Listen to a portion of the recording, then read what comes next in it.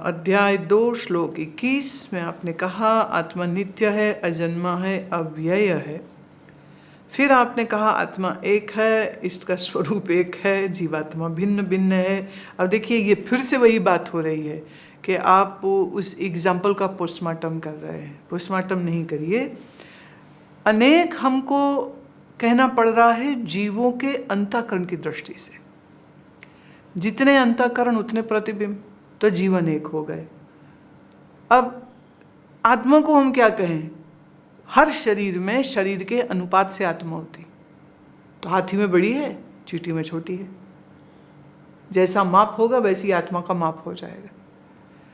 अब ये वेदांत दर्शन इस बात को बिल्कुल स्वीकार नहीं करता है, परंतु जीवन एक है, ये तो वेदांत कह रहा है। जीवन एक है, ये जैन धर्म भी कह रहा है, सांख्य भी कह रहा है, योग भी कह रहा है। लेकिन वेदांत की अद्भुतता क्या है? वेदांत की अद्भुतता ये है, वो ये कहता है कि बिंब तो एक ही है। वो मत अनेक मान के बैठ जाना। मुझे याद है हम लोग अमृतसर में वेदांत सम्मेलन में जाते थे, तो एक जो सन्यासी हैं, महिला सन्यासी, वो जब अपना प्रवचन शुरू करती थी तो बोलती थी, मेरी प्यारी आत्माओं। और हम सब थे तो छोटी उम्र में हम लोग पेट पकड़ पकड़ के हंसते थे कि वेदांत सम्मेलन में आप अपनी ओपनिंग स्टेटमेंट ही गलत बोल रही हैं। या तो कहते प्यारे जीवो, समझ लगती है। अब आप कहो मेरी प्यारी आत्माओं, तो आत्मा का प्लूरल तो होता नहीं कुछ, है ना। लड़की लड़कियां, लड़के कई लड़के, बहुसंख्या बड़ी, औरत औरतें, पुरुष पुरुषों। अब ऐसे आत्मा और आत्माओं तो प्लूरल कैसे कर दिया इन्होंने। तो हम बाद में क्या है, बहुत सारे जो अच्छे अच्छे महात्मा होते थे ना, उनके पास जाके बैठ करके बड़े मजे लेते थे कि ये क्या बोलती हैं ये। तो कहते हैं कोई बात नहीं, कोई बात नहीं है, ठीक है, छोड़ दो छोड़ दो, क्योंकि उनको पता था नहीं तो मैं जान खा जाऊंगी। कहते थे नहीं नहीं, रहने दो, कोई बात नहीं, बड़े हैं, उनको कहने दो। फिर कैसे कहने दो? वेदांत सम्मेलन में बैठ करके ये कैसे बोल सकती हैं? चलो हम तो बच्चे हैं, हम नहीं कह सकते। आप तो कह सकते हैं। आप उन्हें एक कोने में ले जा करके जरा टोक दीजिए ना। क्यों, वाय ऐसा गलत शब्द का उपयोग कैसे करें? तो बिंब अनेक नहीं है, इसलिए एक कहना पड़ा। अगर आपको इतनी बात समझ लग गई तो उसके बाद तो फिर हम यही कहेंगे आत्मा अव्यय है, बांटा नहीं जा सकता। अच्छा, बिंब से जो प्रतिबिंब बना, उस प्रतिबिंब की क्या कोई अपनी स्वतंत्र सत्ता है? सिर्फ प्रतीति है और कुछ भी नहीं है। और स्वतंत्र सत्ता किसकी मानेंगे? बिंब की मानेंगे, दैट्स इट। बाकी तो सिर्फ प्रतीति हो रही। तो अनेक जीव हैं और अनेक अंतःकरण है, ये तो मात्र प्रतीति है, यथार्थ तो है ही नहीं है।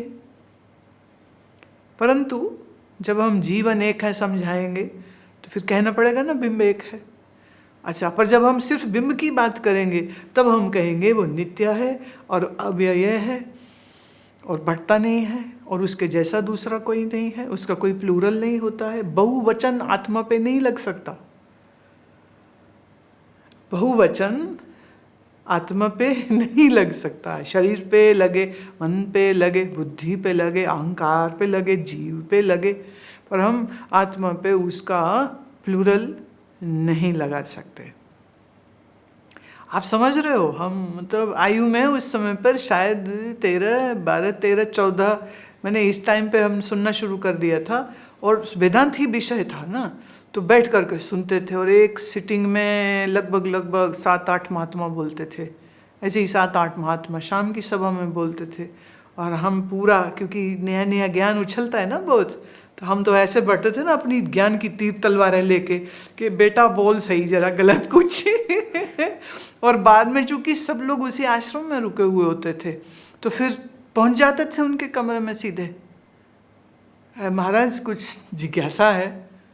तो वो बड़े खुश होते थे, भी बच्ची आई है, चलो आओ बैठो। ये नहीं पता था कि बच्ची तो कुछ लेगी क्लास। अब जो अच्छे महात्मा होते थे, महात्मा सभी अच्छे होते हैं, ऐसा सब अच्छे होते हैं, बहुत प्यारे होते हैं। पर अधिकतर जो स्वामी जी लोग होते थे बड़े खुश होते थे, बड़े प्रसन्न। फिर पूछते तुम्हारे गुरु कौन है? अरे तुम्हारा गुरु कौन है? अरे किसने तुमको ऐसा सिखाया? अरे तुम कब से सुनते हो? अच्छा तुम्हारी माँ कौन है? अच्छा तुम्हारे बाप कौन है? वो फिर इतना प्रेम का संबंध बन जाता था, क्योंकि अक्सर क्या है, वेदांत का विषय आते ही ना लोग सो जाते हैं या उन्हें समझ नहीं लगती है। पर आयु देख करके और प्रश्न की गहराई देख करके वो बहुत आशीर्वाद फिर देते थे।